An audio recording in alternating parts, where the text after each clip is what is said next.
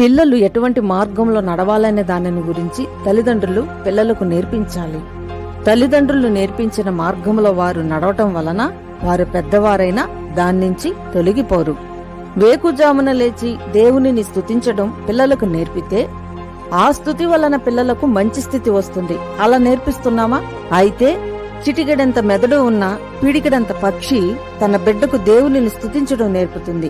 2 మెదళ్లున్న మనం మాత్రం పిల్లలకు అలాంటివి నేర్పించకుండా తప్పు త్రోవను పట్టించడం వలన వారు పాడైపోతున్నారు. ఆహారం కొరకు దేవుని మీద ఆధారపడ్డాన్ని జంతువులు, పక్షులు తన పిల్లలకు నేర్పుతాయి. అలా మనము మన పిల్లలకు నేర్పుతున్నామా?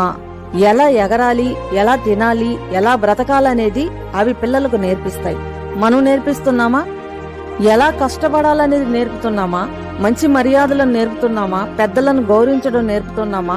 నేర్పితే పిల్లలు ఎందుకు పాడవుతారు? కారణం, దేవుని త్రోవ తల్లిదండ్రులకే తెలీదు. అందువలననే పిల్లలు త్రోవం తప్పి పాడైపోతున్నారు.